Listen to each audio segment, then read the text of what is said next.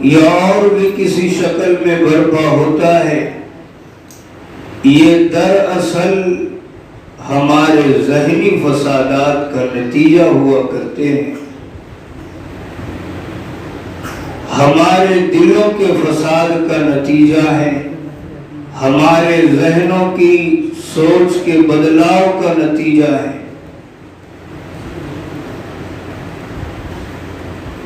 اور یقیناً آج انسانوں کی اور خصوصاً مسلمانوں کی، مسلمان مردوں کی، عورتوں کی ذہنیت اتنی خراب ہو چکی ہے، ان کا دل اتنا خراب ہو چکا ہے، ان کی سوچ اتنی بدل چکی ہے کہ اب مرد ہوں کہ عورت ہوں، کسی کے ذہن و دماغ میں، کسی کے دل میں اب حیا کا کوئی قطرہ باقی نہیں رہ گیا۔ مرد بھی بے حیا ہوتے چلے جا رہے ہیں، عورتیں بھی بے حیا ہوتی چلی جا رہی ہیں۔ غیرت نام کی چیز اب ہم مسلمانوں کے درمیان سے رخصت ہو چکی۔ اس بے غیرتی کے کیسے کیسے واقعات سننے اور دیکھنے میں آئے کہ ہر شخص دیکھ اور سن رہا ہے، اسے بیان کرنے کی ضرورت نہیں ہے۔ آج دنیا کے کونے سے لے کر دوسرے کونے تک صرف اور صرف یہی ماجرا دیکھنے کو مل رہا ہے، تو ظاہر ہے کہ کوئی شخص ابھی ان چیزوں سے ناآشنا نہیں ہوگا، لیکن یہ نتیجہ ہماری ذہنیت کے خراب ہونے کا ہے، ہمارے دلوں کے حالات کے بگڑنے کا ہے، ہماری سوچ کے بدلنے کا ہے۔ اور اللہ تعالیٰ فرماتے ہیں جب اس طرح کا فساد ہوتا ہے، ہم اکثر و بیشتر اپنے بندوں کو بچانے کے لیے تنبیہ کے طور پر کچھ نہ کچھ حالات کا ان کو شکار کر دیتے ہیں کہ یہ باز آ جائیں، یہ غور کریں اور مشکل کو دیکھ کر ڈر کر پیچھے آنے کی کوشش کریں۔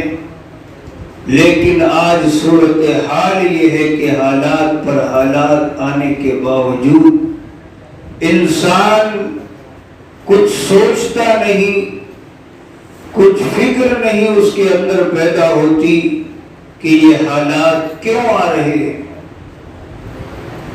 انسان کو مشکل اس وقت مشکل معلوم ہوتی ہے، حالات اس وقت اس کو حالات معلوم ہوتے ہیں جب اس کی اپنی ذاتی زندگی پر آتے ہیں،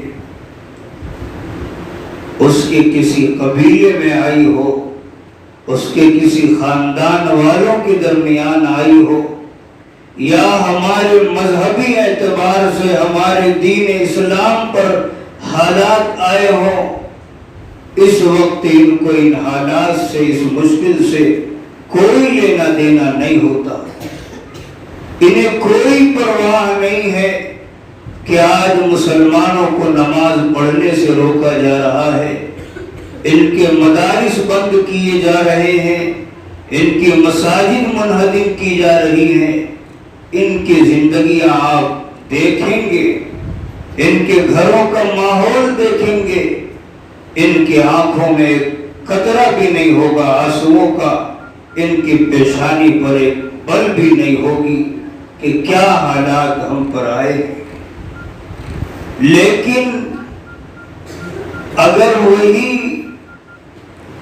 دو چار پیسے کسی مہینے گھر میں خرچ کے لیے کم پڑ جائیں، یا ان کی کسی زیب و زینت کے لیے حالات سازگار نہ رہے، یا ان کے گھروں کے معاملات دوسرے گھروں کے معاملات کے بالمقابل اچھے نہیں رہے، ان کو دوسروں کی طرح خوشگوار زندگیاں نہیں رہی، تو پھر ان کے حالات دیکھیے، ایسا لگے گا کہ آسمان ان کے سر پر آ پڑا ہے۔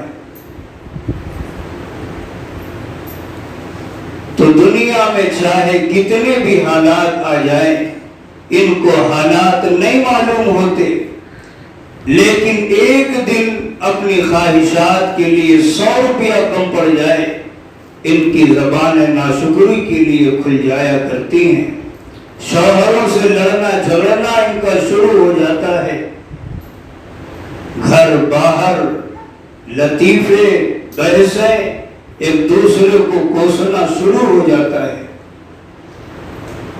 اور یہ بات حالات کے صرف عورتوں کے ساتھ مخصوص نہیں ہے، مردوں کا بھی یہی حال ہے۔ تو میرے محترم بزرگوں، آج حالات آئے ہیں مسلمانوں پر دینی اعتبار سے، دنیاوی اعتبار سے، لیکن کسی کو کوئی پریشانی نہیں ہے۔ اگر یہ حالات پیدا ہو گئے کہ آپ کو نماز نہیں پڑھنی ہے تو کوئی بات نہیں، ہم سیدھا یہی کہیں گے کہ حالات آئے ہیں، ایسی صورت میں کیسے نماز پڑھیں؟ تلاوت قرآن کا موقع نہیں مل رہا، ہمارے پاس مجبوریاں ہیں۔ میرے محترم بزرگوں، ہم کو سوچنا چاہیے۔ میں ابھی آپ کے سامنے چند واقعات اپنے اسلاف، اپنے صحابہ کے سناؤں گا۔ ان کا واقعہ اور ان کا قصہ سن کر ہم کو اپنی مسلمانی پر ان کے ساتھ مقابلہ کرنا ہے۔ ہم کو اندازہ لگانا ہے کہ ایک مسلمان وہ بھی تھے، ایک مسلمان ہم بھی ہیں، ایک مسلمان مرد وہ بھی تھے، ایک مسلمان مرد ہم بھی ہیں، ایک مسلمان عورتیں وہ بھی تھی، ایک ہمارے بھی گھروں کی مسلمان عورتیں ہیں۔ ان واقعات کے سنانے کا مقصد صرف اور صرف یہ ہے کہ انسان کم از کم اپنے دلوں میں اتنی تو بیداری پیدا کرے کہ آخر یہ جو واقعات ان کے ساتھ پیش آئے ہیں وہ بھی ہمارے ہی جیسے انسان تھے، ہمارے ہی مذہب کے ماننے والے تھے، ہماری ہی طرح چلتے پھرتے کھاتے پیتے تھے۔ آخر انہوں نے اتنی نرالی زندگی کیوں گزاری اور ہم کیوں مجبور ہیں وہ زندگی گزارنے پر؟ ہمیں آج اس کا مقابلہ کرنا ہے اور ہمیں اپنی زندگی کا جائزہ لینا ہے اور اسے سن کر سمجھ کر اپنی زندگی کو تبدیل کرنے کا ہم کو فیصلہ کرنا ہے۔ فرعون کی گھر میں ان کی ایک خادمہ تھی،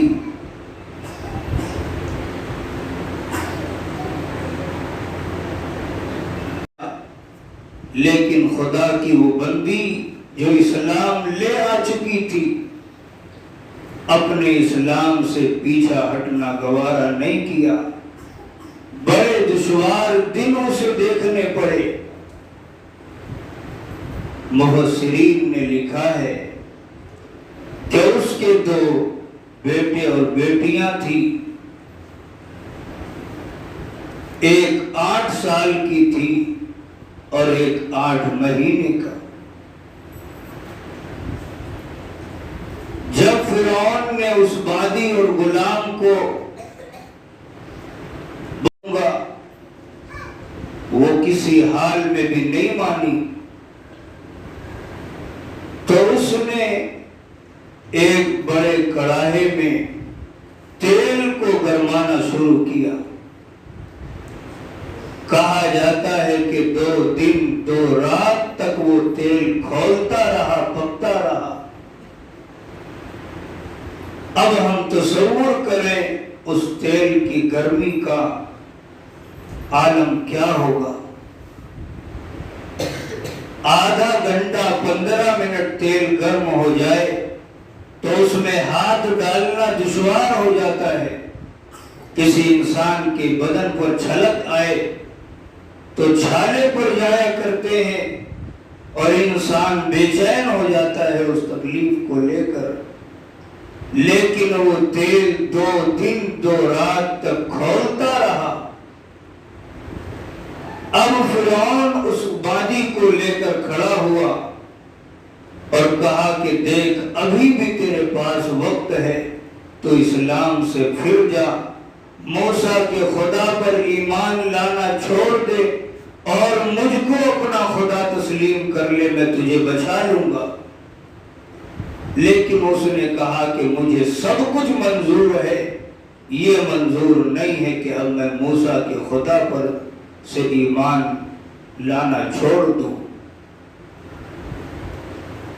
فرعون نے سب سے پہلے اس کی ایک 8 سالہ بیٹی کو اٹھایا اور سر کے بل اس کو تیل میں ڈال دیا۔ لمحہ نہیں ہوا کہ اس 2 دن کے کھولتے ہوئے تیل میں وہ بیٹی جن بھول کر فنا ہو گئی۔ ماں نے جب اپنی آنکھوں کے سامنے یہ قصہ دیکھا تو وہ کوئی اور تو تھا نہیں، ماں تھی۔ اس کے قدموں میں لغزش آئی، لیکن اس نے صبر و ضبط کا دامن ہاتھ سے نہیں چھوڑا۔ اب بھی وہ ڈٹی رہی کہ کوئی بات نہیں۔ روایت میں آتا ہے کہ جس وقت اسے آگ میں ڈالا گیا اور وہ جل بھن گئی، فرشتے اس کی روح کو آسمان پر لے کر جا رہے ہیں اور اللہ تعالیٰ نے اس کی روح کو قوت گویائی عطا فرمائی اور وہ اپنی زبان سے اپنی ماں کو مخاطب ہو کر کہہ رہی ہے، اے ماں جسے تو آگ سمجھ رہی ہے، یہ آگ نہیں، یہ جنت کا باغ ہے، تجھے ڈرنے کی کوئی ضرورت نہیں ہے، تجھے گھبرانے کی کوئی ضرورت نہیں ہے۔ اس ماں کو تسلی ہوئی۔ فرعون نے دوسری بچی جو 8 ماہ کی تھی اس کو اٹھایا۔ پہلی تو 8 سال کی تھی، وہ ہر چیز کو سمجھتی تھی، بوجھتی تھی، تکلیف کیا ہے وہ جانتی تھی، آسانیاں کیا ہے وہ جانتی تھی، دکھ درد کا اس کو احساس ہوتا تھا، بولتی تھی، چلتی تھی، بھاگ سکتی تھی۔ لیکن ابھی جو 8 ماہ کی ہے یہ تو کچھ بولنا بھی نہیں جانتی، اسے پتا نہیں کہ اسے باغ میں لے جایا جا رہا ہے یا آگ میں لے جایا جا رہا ہے۔ فرعون ظالم نے اس 8 ماہ کی بچی کو جب آگ میں ڈالا تو ماں کا قدموں میں اور لغزش آ گئی، بالکل تھرا اٹھی، لیکن پھر بھی اس نے اسلام کے دامن کو نہیں چھوڑا۔ آخر کار فرعون نے اس عورت کو بھی آگ میں ڈال دیا اور وہ تینوں ماں بیٹی جل بھن کر راکھ ہو گئی۔ اس واقعے کے 2000 سال کے بعد نبی کریم صلی اللہ تعالی علیہ وسلم جب معراج پر تشریف لے جانے لگے، مکہ المکرمہ سے مسجد اقصی اور پھر وہاں سے معراج پر، راہ کے درمیان آپ کو ایک جگہ خوشبو آتی ہوئی محسوس ہوئی۔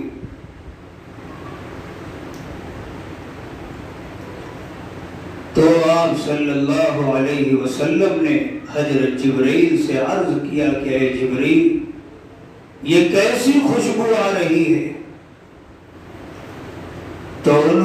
بتایا کہ فرعون کی وادی تھی، اس کی 2 بچیاں تھی، فرعون نے ان سب کو جلا کر راکھ کر دیا تھا، اور راکھ اس ماں کی وصیت تھی آخری، جب وہ اس ماں کو آگ میں ڈال رہا تھا، اس نے فرعون ظالم سے کہا تھا کہ میری ایک نصیحت اور وصیت سن لو۔ کہا وہ کیا ہے؟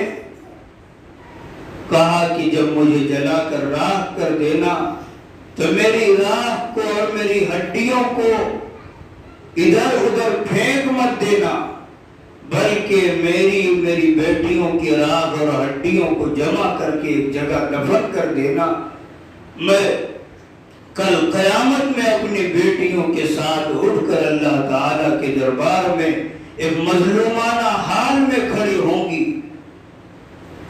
اے نبی صلی اللہ علیہ وسلم، یہ انہی ماں بیٹیوں کی ہڈیوں کا مجموعہ یہاں دفن ہے جن کی ہڈیوں سے ابھی خوشبو آ رہی ہے اور یہ قیامت تک آتی رہے گی۔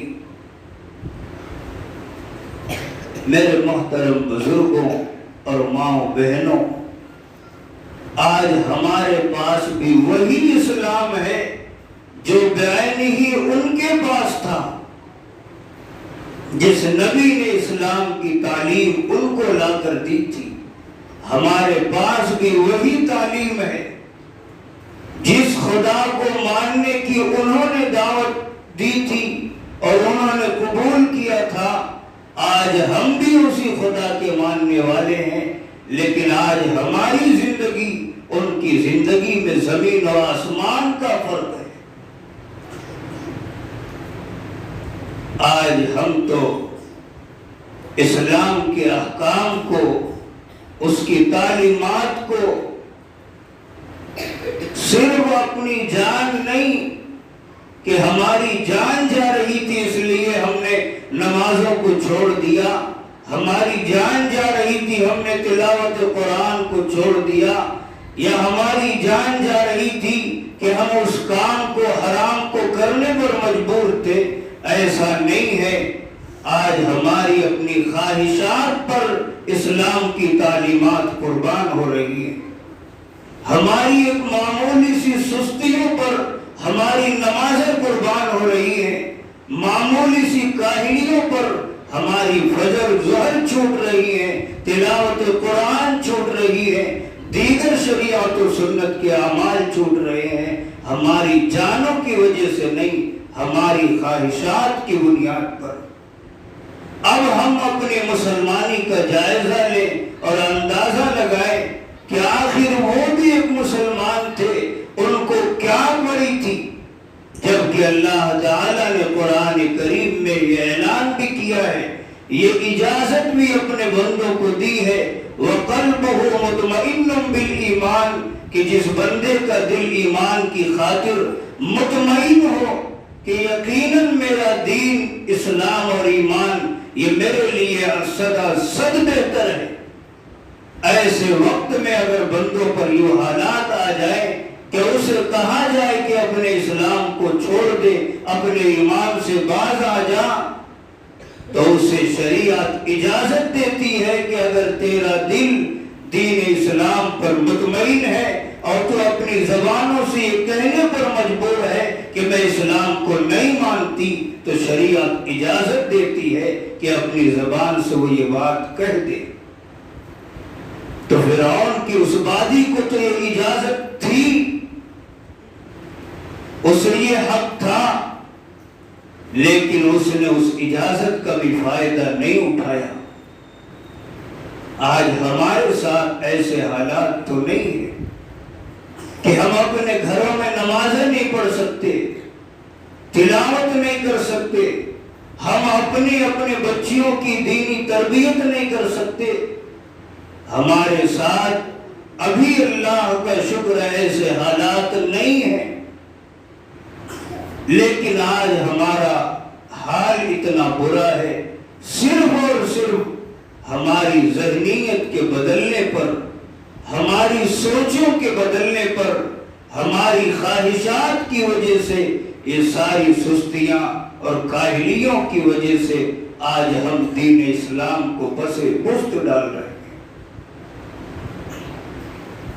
آج ہماری تہذیب بدل چکی، ہمارا مزاج بدل چکا۔ آج ہم کو صرف اور صرف اپنی خواہشات اور دنیا کے فیشن کی جہت پر ہم کو وہ کپڑا پسند نہیں جو نبی علیہ السلام کے صحابہ اور صحابیات کا تھا، ہمارے اسلاف اور بزرگان دین کے گھروں کا تھا۔ آج ہمیں ہمارے گھروں کا وہ ماحول پسند نہیں ہم کو جو صحابہ کے گھروں کا ماحول تھا۔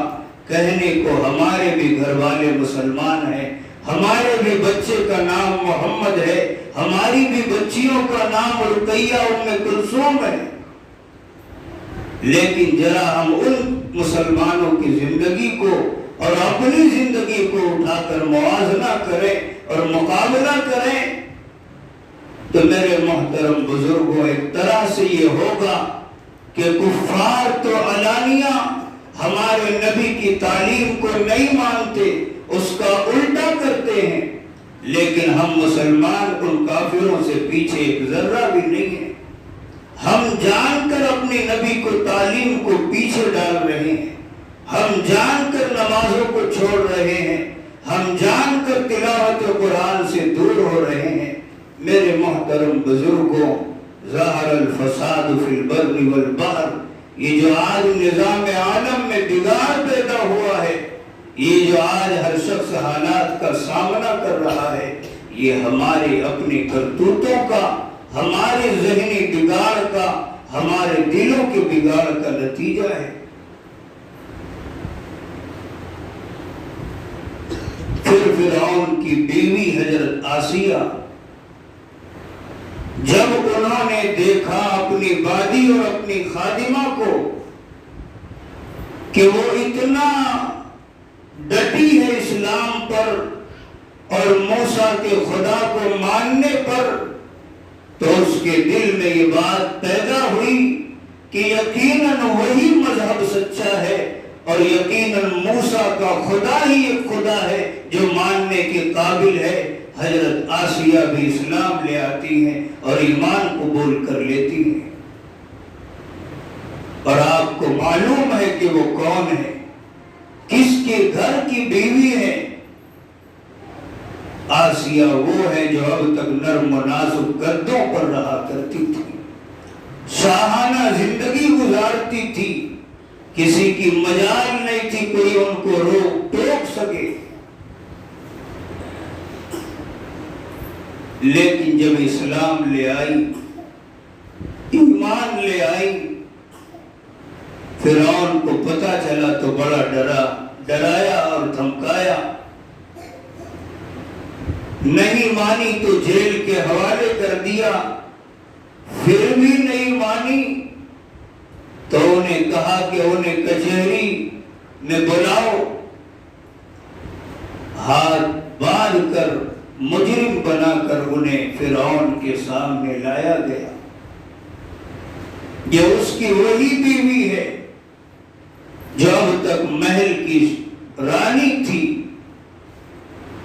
جو بڑے نرم و نازک بستروں پر رہنے والی تھی، آج وہی بیوی مجرم بن کر اپنے شوہر کے سامنے کھڑی ہے۔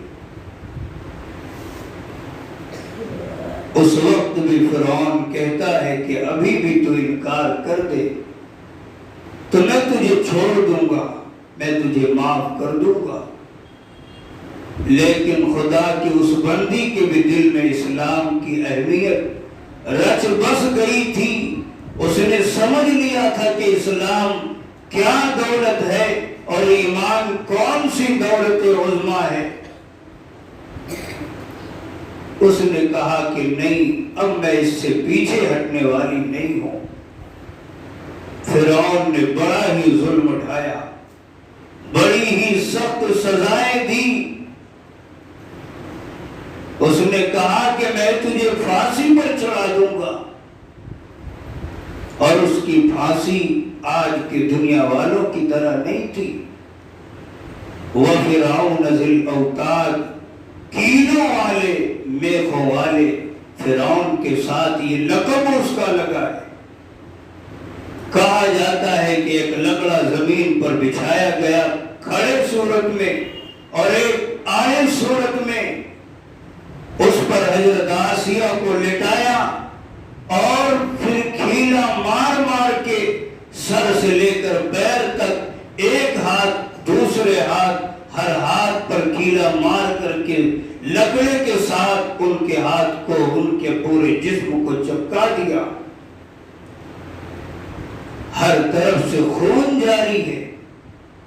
یہ وہی ہے جو اب تک نرم و نازک گدر پر پل رہی تھی۔ اور پھر یہی نہیں، اسی ڈنڈے کے ساتھ یوں کھڑا کیا گیا اور آگ جلائی گئی۔ ایک طرف سے جسم سے خون بہ رہا ہے، دوسری طرف سے آگ کی آنچ لگ رہی ہے۔ میرے محترم بزرگوں اور ماؤں بہنوں، ہم اپنی زندگی کا جائزہ لیں۔ آخر ہمارے پاس بھی تو وہی اسلام ہے، وہی ایمان ہے۔ آج ہم اپنی خواہشات کی وجہ سے سب کچھ چھوڑ رہے ہیں۔ آخر ان بندیوں کو کیا سوچ رہا تھا کہ اتنی دشوار تکلیفیں انہیں پہنچائی جا رہی تھی، اور وہ اسلام تو کیا اس کے ایک جز کو بھی چھوڑنا گوارا نہیں کر رہی تھی۔ حضرت آسیہ ظلم سہتی سہتی اللہ تعالی سے درخواست کرتی ہیں، رب نجنی من فرعون وعملہ ونجنی من القوم الظالمین۔ اللہ تعالیٰ نے ان کی اس دعا کو قرآن کریم میں ذکر فرمایا۔ اب قیامت تک اس خاتون کا ذکر اس آیت کے ساتھ ہوتا رہے گا۔ اللہ تعالیٰ یہ نعمت کہ انسان دنیا سے چلا جائے اور سال نہیں، 100 سال نہیں، ہزاروں سال تک اس بندے کا قصہ لوگ اپنے مابین کرتے رہیں، یا اپنے نیک بندوں کو دیا کرتے ہیں۔ فرعون جو کہتا تھا کہ باز آ جا، حضرت آسیہ کہتی تھی فقض ما انت قاض، تجھے جو کرنا ہے کر لے۔ اللہ تعالیٰ نے اس جملے کو بھی قرآن کریم میں ذکر فرمایا۔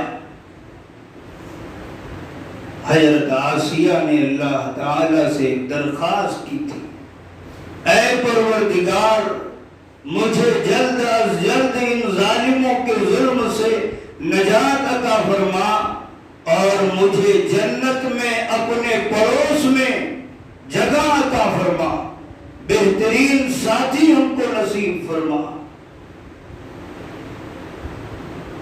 یہ ان کے لیے معمولی بشارت اور ان کی معمولی عظمت نہیں ہے کہ اللہ نے قرآن کریم میں ان کا تذکرہ فرمایا۔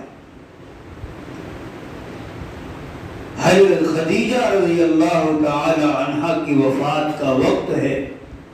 نبی کریم صلی اللہ علیہ وسلم حضرت خدیجہ الکبریٰ رضی اللہ تعالی عنہا سے کہہ رہے ہیں، اے خدیجہ، اپنی سوتن کو یاد رکھنا۔ حضرت خدیجہ نے کہا کہ یا رسول اللہ، میری زندگی میں تو آپ نے ابھی کوئی شادی نہیں کی، میری سوتن کہاں سے آ گئی؟ فرمایا حضرت آسیہ رضی اللہ تعالی عنہا سے اللہ تعالی نے جنت میں میرا نکاح کر دیا۔ تو حضرت آسیہ کو اللہ نے ایسا بہترین شوہر عطا فرمایا۔ اسلام کی دولت کی قدر کرنے پر، ایمان کی دولت کی قدر کرنے پر، میرے محترم بزرگوں اور ماؤں بہنوں، ایسے مشکل حالات تو ہمارے پاس نہیں آئے، ہمیں ایسے ظلم و ستم کا شکار تو نہیں کیا گیا کہ ہم نمازوں کو چھوڑ دیں، دین اسلام کے احکام کو چھوڑ دیں، شریعت و سنت کو چھوڑ دیں۔ آج ہمارے پاس ایسے حالات نہیں ہیں، پھر ہماری زندگی زندگی کی یہ بری حال ہے کہ ہم دین اسلام سے بالکل دور اور ناکارہ ہوتے چلے جا رہے ہیں۔ میری ماں بہنوں، ہم کو سوچنا چاہیے کہ آخر ایک وہ بھی مسلمان تھے، ہم بھی مسلمان ہیں۔ کیا اللہ تعالیٰ کا وعدہ صرف انہی کے ساتھ تھا، یا اسلام کی تعلیمات پر عمل کرنے کا وعدہ صرف انہی کے ساتھ تھا، ہمارے ساتھ نہیں ہے؟ ایسا کچھ بھی نہیں ہے، یہ ہماری غفلت و لاپرواہی، ہماری احساس کی کمتری ہے۔ اسی طرح حضرت ابو بکر صدیق رضی اللہ تعالی عنہ کی بیٹی حضرت عائشہ کی بہن حضرت اسماء رضی اللہ تعالی عنہا ہے۔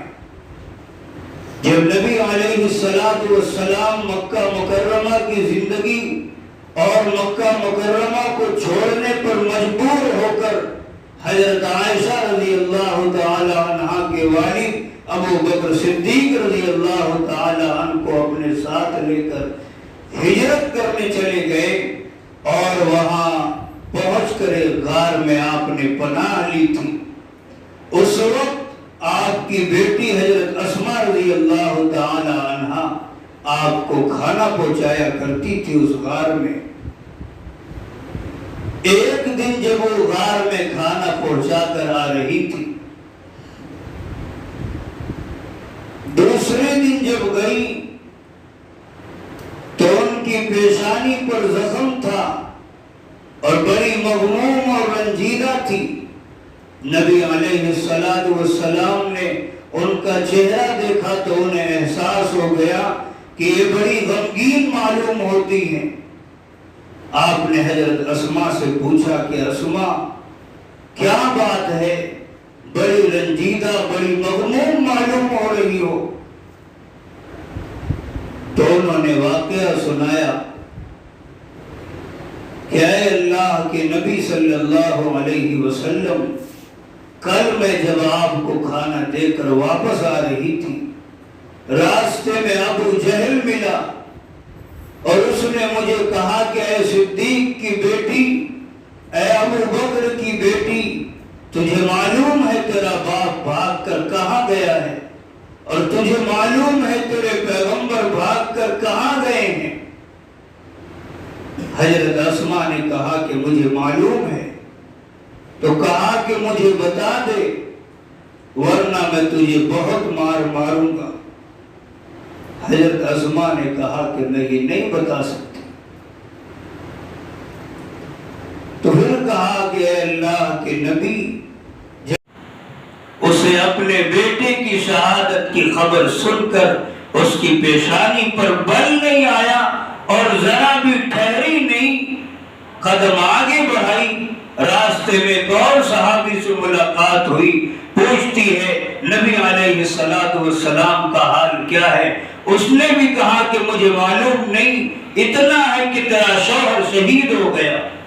اس سے کوئی فرق نہیں پڑا، اپنی سواری آگے بڑھاتی ہے اور پھر ایک اور صحابی سے ملتی ہے، پوچھتی ہے کہ نبی علیہ السلام کا حال کیا ہے؟ انہوں نے کہا مجھے معلوم نہیں، اتنا ہے کہ تمہارے والد بھی شہید ہو گئے، دنیا سے چلے گئے۔ اسے کوئی فرق نہیں پڑا۔ اسی طرح آگے کسی نے مل کر کہا تمہارا بھائی شہید ہو گیا، تمہارا بیٹا شہید ہو گیا، اسے کوئی فرق نہیں پڑا۔ آگے چلتی رہی، ایک مقام پر نبی علیہ السلام اسے دکھائی پڑے کہ کھڑے ہیں۔ فوراً کہتی ہے نبی علیہ السلام کی زیارت کے بعد مجھے اب کوئی پرواہ نہیں کہ مجھ سے کیا چھوٹ گیا اور میرا دنیا سے کیا رخصت ہو گیا۔ میرے محترم بزرگوں اور ماں بہنوں، ہمیں بڑے گہرے احساس کے ساتھ یہ سوچنا چاہیے اور اپنے دلوں میں یہ فکر پیدا کرنی چاہیے، وہ بھی مسلمان تھے، ہم بھی مسلمان ہیں، اس بات میں کوئی فرق نہیں ہے ہمارے ان کے درمیان، لیکن ہماری زندگی کا رخ کہاں ہے، ان کی زندگی کا رخ کیا تھا۔ میرے محترم بزرگوں، ایک نہیں سینکڑوں واقعات ہیں کہ لوگوں نے دین اسلام کی خاطر اپنا سب کچھ قربان کر دیا۔ آج ہم اپنی خواہشات کی خاطر دین اسلام اس کی تعلیمات کو قربان کرنے کے لیے تیار ہیں۔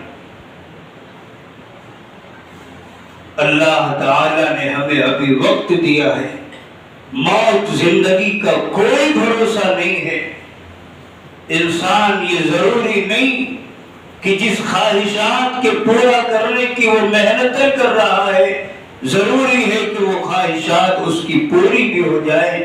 موت اور زندگی ہمارے ہاتھ میں نہیں ہے، اللہ تعالیٰ کے ہاتھ میں ہے۔ وہ چاہے تو کھڑے کھڑے انسان کی روح قبض کر لے اور انسان سوچ کر رہ جائے اور اپنی خواہشات کے پورا کرنے کا فیصلہ ہی کرتا رہ جائے۔ جب موت زندگی کا معاملہ یوں ہے کہ وہ ہم سے اجازت لے کر آنے والی نہیں ہے، تو ہم کو ڈرنا چاہیے، اور زندگی کے جتنے اوقات ہمارے باقی ہیں ہم کو سچی توبہ کرنی چاہیے۔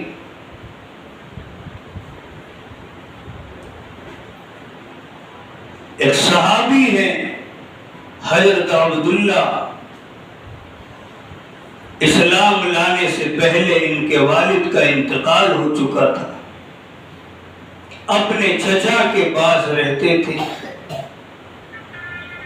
اور بڑے ہی خوبصورت حسین و جمیل تھے۔ جب یہ اچھا اور عمدہ لباس پہن کر گھر سے باہر نکلتے تھے تو لوگ دیکھا کرتے تھے، ان کی آنکھیں دنگ رہ جاتی تھی۔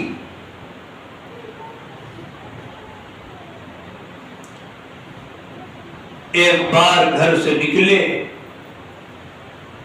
اور یہ پہنچ گئے نبی علیہ الصلوۃ والسلام کی خدمت میں، اور کیا ماجرا ہوا کہ اسلام قبول کر لیے، ایمان لے آئے، لیکن اپنے گھر والوں کو بتایا نہیں۔ لیکن یہ کہا جاتا ہے کہ محبتیں کبھی چھپ نہیں سکتی، وہ کہیں نہ کہیں اپنا رنگ دکھا ہی دیا کرتی ہے۔ تو جب یہ اپنے علاقے میں رہتے، اپنے گھر والوں میں رہتے، اور دشمن نبی علیہ الصلوۃ والسلام کا تذکرہ کرتے، تو یہ خاموش ہو کر بڑے شوق سے سنا کرتے تھے۔ ان کا یہ شوقیہ منظر روز بروز دیکھ کر گھر والوں کو احساس ہو گیا کہ شاید یہ اسلام لے آیا ہے، بتاتا نہیں ہے۔ چچا نے پوچھا، بھتیجے ان واقعات کو تو اتنے شوق سے سنتا ہے، ایسا تو نہیں کہ تو اسلام قبول کر لیا، محمد کے دین کو تو نے تسلیم کر لیا؟ انہوں نے بتایا کہ ہاں میں نے اسلام قبول کر لیا ہے۔ تو چچا نے تانا دینا شروع کیا کہ باپ تو تیرا دنیا سے چلا گیا، میرے گھر میں رہ رہا ہے، میری کمائی کا کھا رہا ہے، اور میرے ہی باپ دادا کے دین کو تو چھوڑ کر میرے گھر میں زندگی گزار رہا ہے، تو باز آ جا ورنہ تجھے بہت مار ماروں گا۔ انہوں نے کہا کہ اب یہ تو ہو نہیں سکتا۔ چچا نے ان کو اتنا مارا کہ جتنا اس کے بس میں تھا اس نے اپنی ساری طاقت دکھا دی۔ اور پھر یہی نہیں، وہ حسین و جمیل جسم اور وہ عمدہ لباس اب جسم پر وہ نہیں، کپڑے بھی اتار لیے اور گھر سے باہر بھگا دیا۔ ماں بھی گھر میں موجود تھی. اب کچھ بول تو سکتی نہیں ہے ورنہ اس کے اپنے بھی دن برے ہو جائیں گے. اپنی چادر باہر اپنے بیٹے پر پھینک دی. کم از کم بیٹا اپنے سطر کو تو چھپا لے. بیٹے نے چادر کے 2 ٹکڑے کیے، ایک سے اپنے سطر کو چھپایا، دوسرے سے اپنے اوپر کے جسم کو چھپایا. اب سوچ رہے ہیں کہ کہاں جاؤں اس حال میں. میرا تو اب دنیا میں کوئی نہیں، ایک یہی گھر تھا، اب مجھے یہاں سے بھی ہٹا دیا گیا. دل میں خیال آیا کہ جن کی خاطر یہ سزائیں مجھے ملی ہے اور جن کی خاطر مجھے گھر سے دربدر کیا گیا، میں سیدھے انہی کی بارگاہ میں چلتا ہوں.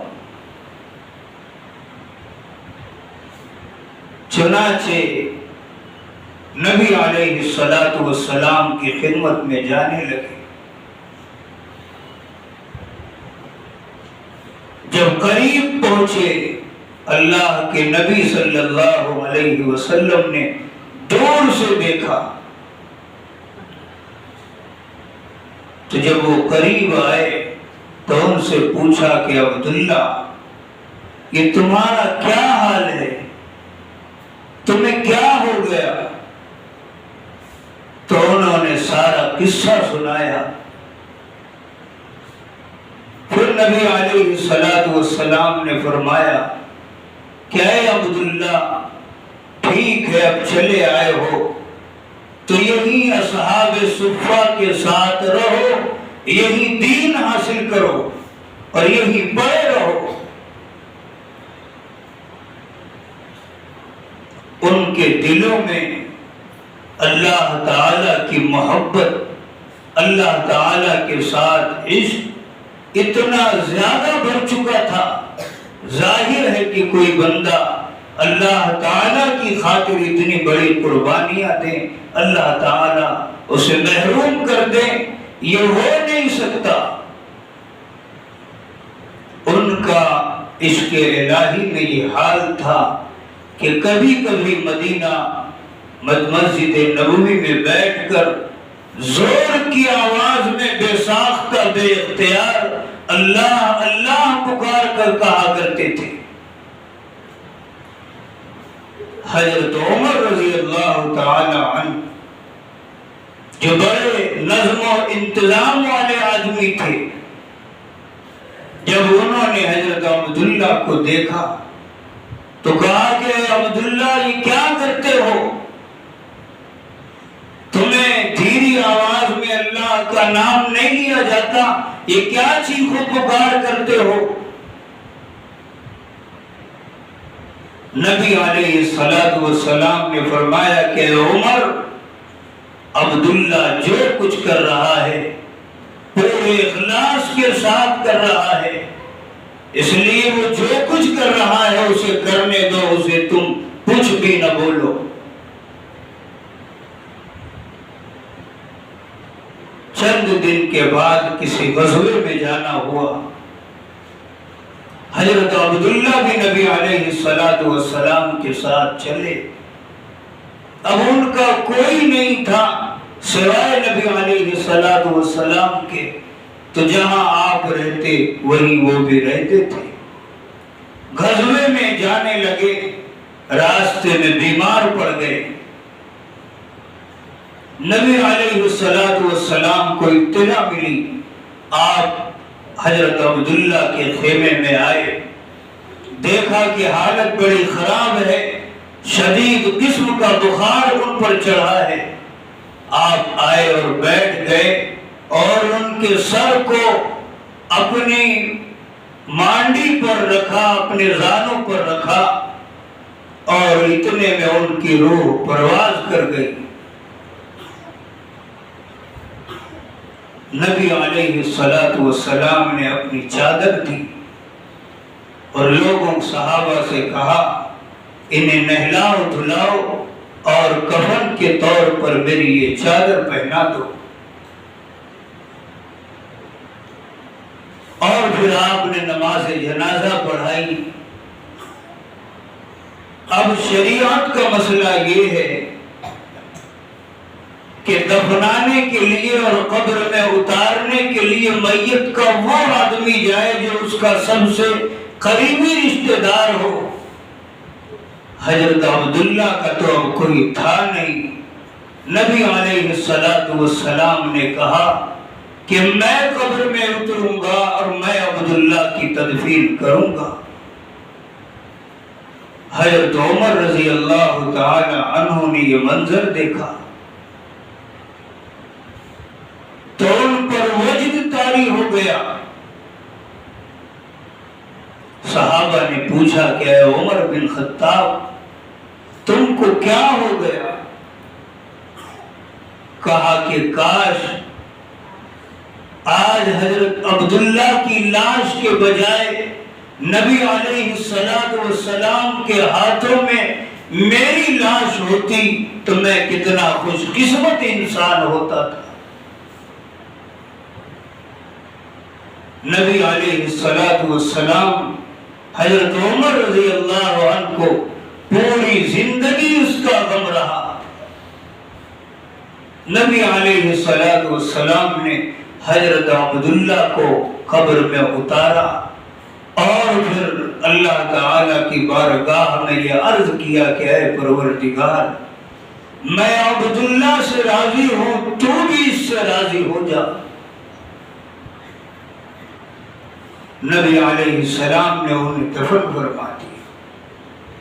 میرے محترم بزرگوں اور ماں و بہنوں، یہ بھی ایک طرح کے مسلمان تھے جنہوں نے اپنا گھر بار اسلام ہی کی خاطر چھوڑا، اپنے ماں باپ کو چھوڑا، خاندان کو چھوڑا، سب کچھ چھوڑ کر اپنی زندگی صرف اس آدمی کے حوالے کر دیا جس نے اس دین کو اسے لا کر دیا تھا۔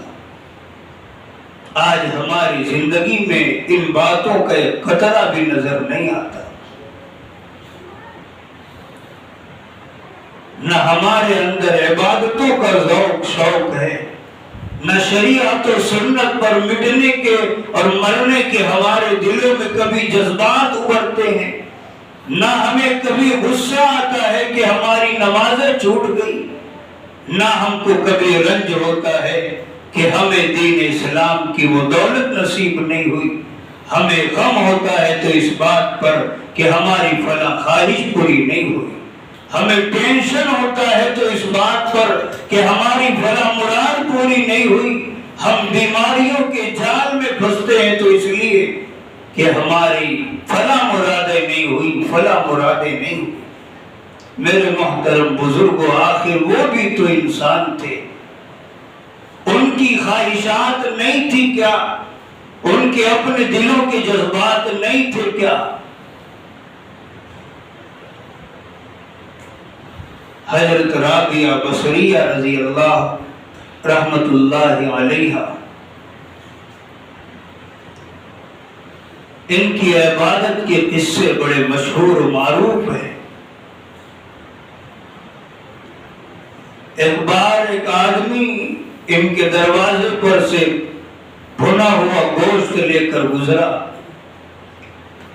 اور ان کے قریب ہی میں بیٹھ کر کھا رہا تھا۔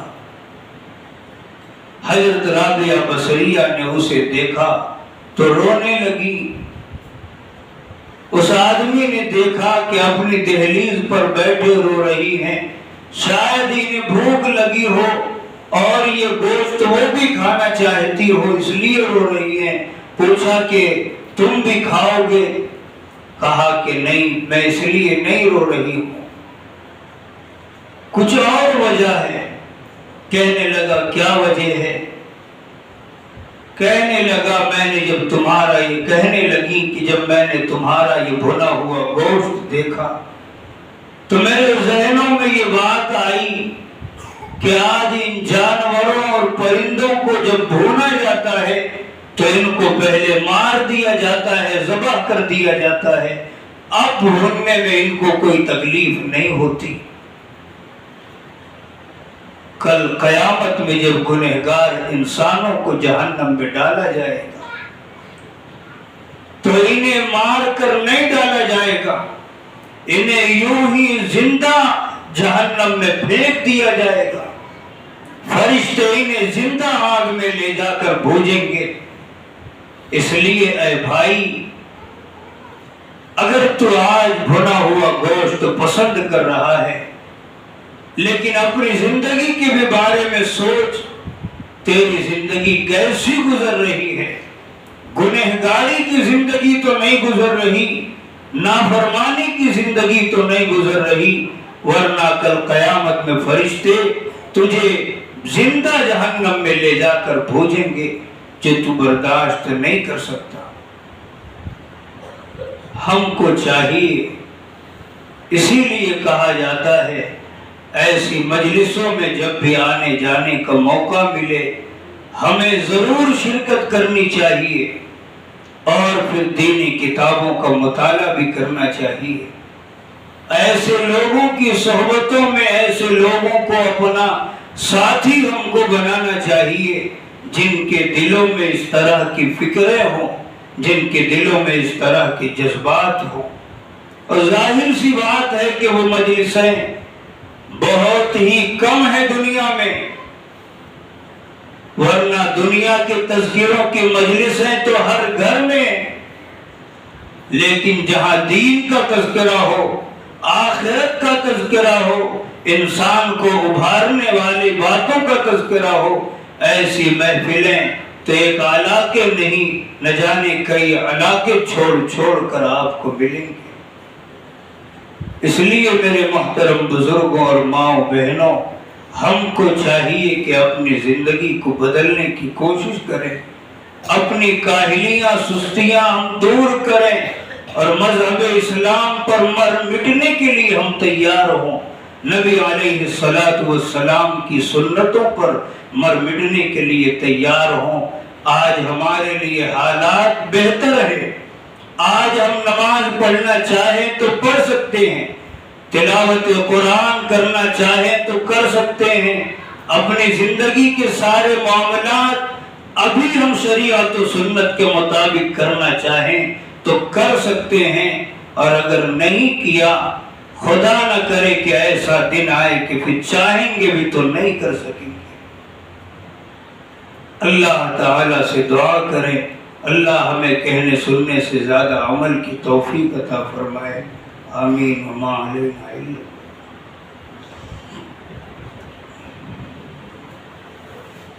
الحمدللہ رب العالمین والصلاة والسلام علی سید الانبیاء والمرسلین، اللہم انت السلام ومنک السلام تبارکت یا ذا الجلال والاکرام، ربنا آتنا فی الدنیا حسنہ وفی الآخرۃ حسنہ وقنا عذاب النار، ربنا ظلمنا انفسنا وإن لم تغفر لنا وترحمنا لنکونن من الخاسرین، رب اجعلنی مقیم الصلاة ومن ذریتی، ربنا وتقبل دعاء، ربنا اغفر لی ولوالدی وللمؤمنین یوم یقوم الحساب۔ اے اللہ ہمارے گناہوں کو معاف فرما دیجیے، اے اللہ ہماری خطاؤں کو درگزر فرما دیجیے، اے اللہ ہمیں سچی توبہ کی توفیق عطا فرما دیجیے، اے اللہ ہمارے دلوں میں اپنا ڈر اور خوف پیدا فرما دیجیے،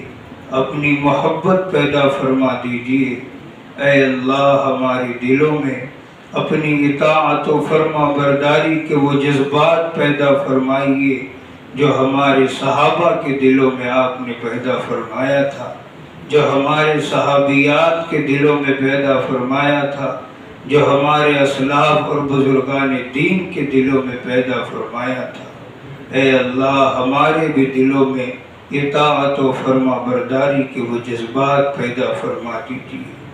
اے اللہ ایسے مشکل حالات میں ہم کو آپ ہی اپنی توفیق سے اپنی اطاعت کی توفیق عطا فرما، اے اللہ آسانیاں پیدا فرما، مشکلات کو دور فرما، سچی توبہ کی زندگی ہم کو نصیب فرما۔ اے اللہ ہماری زندگی میں تقوی پیدا فرما، ہمارے دلوں میں خشیت پیدا فرما۔ اے اللہ جیسی زندگی آپ چاہتے ہیں ہمیں ایسی زندگی گزارنے کی توفیق عطا فرما۔ ہمارے دلوں میں ایسے جذبات پیدا فرما، ہم کو ایسے ماحول پیدا عطا فرما، ایسی مجلسیں ہم کو عطا فرما۔ اے اللہ ہم نے جو کچھ کہا سنا، اے اللہ جو کچھ ہم نے مانگا ہے وہ بھی عطا فرمائیے، جو مانگنا چاہیے نہیں مانگ سکے وہ بھی عطا فرمائیے۔ یا اللہ ہمارے اٹھنے بیٹھنے کو اور یہاں جمع ہونے کو قبول فرمائیے۔ ربنا تقبل منا انك انت السميع العليم وتب علينا انك انت التواب الرحيم وصلى الله تعالى على خير خلقه محمد وآله وأصحابه وذرياته وأهل بيته أجمعين آمين برحمتك